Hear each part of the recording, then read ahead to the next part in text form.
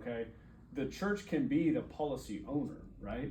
A lot of times what we find is church leadership has to, or in their bylaws or in their amendments, they want to make policies on their leadership. So they want to have life insurance on their leadership for the benefit of the church, right? Right. You go in there and say, I'm with a Christian insurance company, and oh, by the way, the church can be the owner, right? And obviously the payer, the church is paying for that policy for leadership. That's a knockdown. That's easy.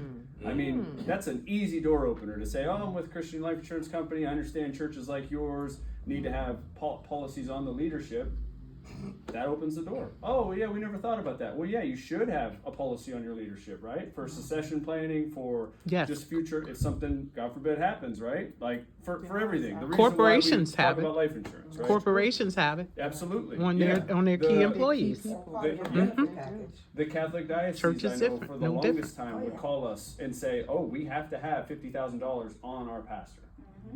Like, no questions asked, you guys. Like, we have to have it. If they've got health issues, guaranteed issues, they don't care. They have to pay for it. So it's coming out of the Catholic Church. So go to your leadership, go to your local churches. That's an easy door knocker, right? That's simple. From there, just getting in front of the church, right? Some churches are open to that, some aren't, but if you just talk about who you are and who you're with, speaking to your branding and yourself, right? People are buying from someone they like and trust. LCBA is great. That's a nice backing for you guys to have, Christian insurance company, over 130 some years old, but they're buying you, they're buying, the branding of you. So you show up with that, with our marketing materials, to pitch to the church of, hey, you can leave 10% of your beneficiary to your church.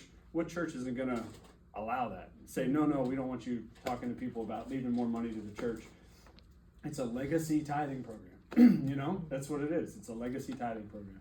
And then thirdly, like Bill said, like he's just reiterated, these church events, $100 TV, right? Wheel on Amazon is probably $20. Tablecloths, $160. You're done. Like, half these events don't have registration. I'd be signing up for you guys want me. I feel like I need to be on the distribution side with you guys because this is fun and exciting. Yeah. Chick-fil-A bag. Yes. And sell policies, but I gotta create forms. I gotta do the compliance thing. I gotta manage the agent. You got your hands full. I enjoy that too, but I do still like the agent side. You guys have the fun part. You guys have the part of explaining what this is. The general consumer has no clue what kind of life insurance they bought 10 years ago. Doing a policy review. First steps, right? Table stakes. You just have to get in front of them and say, let's see what you have now.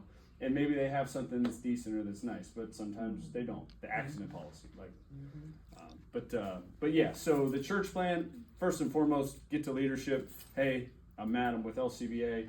We do a couple different programs. You can design, they don't have to be the owner, they don't have to be the payer, but they can be. That's an option for them to set it up. And then just pitch to the congregation. So we've had in the past churches sign up as the entire church is the owner, the payer, and the beneficiary. Okay, the church takes out a policy on the entire group of their longtime church membership. So it's there, it's available, it's been done the members of on the the church? entire congregation of the church, the long-standing members, right? To in one sense, it's a burial plan, right?